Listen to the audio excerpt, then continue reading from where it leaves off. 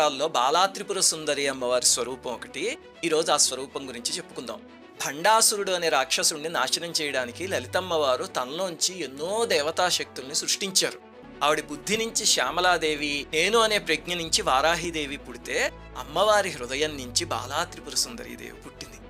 భండాసురుడితో యుద్ధం చేస్తున్నప్పుడు రెండో రోజు భండాసురుడు ఏం చేశాడంటే 30 మంది కుమారుల్ని పిలిచి, ఈ విశ్వంలో మిమ్మల్ని సరితూగే వీరులు లేరు, మీరెళ్ళి ఆ క్షుద్రశక్తులైన శ్యామలాదేవిని, వారాహిదేవిని, లలితాదేవిని ఈడ్చుకురండి అని చెప్పి పంపించాడు దుర్మార్గుడు. వాళ్ళేం చేశారు, 200 అక్షౌహిణుల సైన్యంతో యుద్ధానికి వచ్చారు.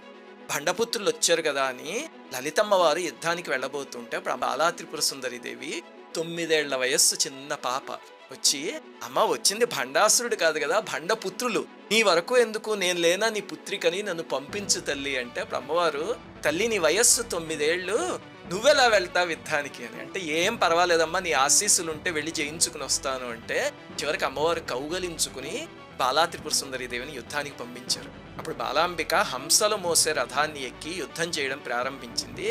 రాక్షసులందరినీ చీల్చి చెండాడి మరి 200 అక్షౌహిణుల సైన్యం. ఆలోచించండి, మహాభారతం 18 అక్షౌహిణులతో జరిగింది, ఇది 200 అక్షౌహిణులు. అప్పుడు నారాయణాస్త్రాన్ని ప్రయోగించి ఆ సైన్యం మొత్తాన్ని భస్మం చేసేసారు. 30 మంది భండాసుర పుత్రుల శిరస్సుల్ని నరికి పారేసింది బాలామ్మవారు.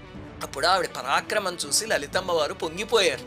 అదే లలితా సహస్రనామంలో భండపుత్ర వధోద్యుక్త బాలా విక్రమనందిత అని చెప్తారు. అలా పుట్టారు బాలా అమ్మవారు. లలితాదేవి యొక్క నిర్మలమైన కౌమార రూపం బాలాంబిక. ఆ తల్లి చేతుల్లో అభయహస్తం, అక్షమాల, పుస్తకం అవన్నీ ఉంటాయి. అసలు బాల అనే నామమే ఒక మంత్రం లాంటిది, ఆరాధిస్తే మనోవికారాలు పోతాయి, సత్సంతానాన్ని ప్రసాదిస్తుంది అని చెప్తుంది శాస్త్రం.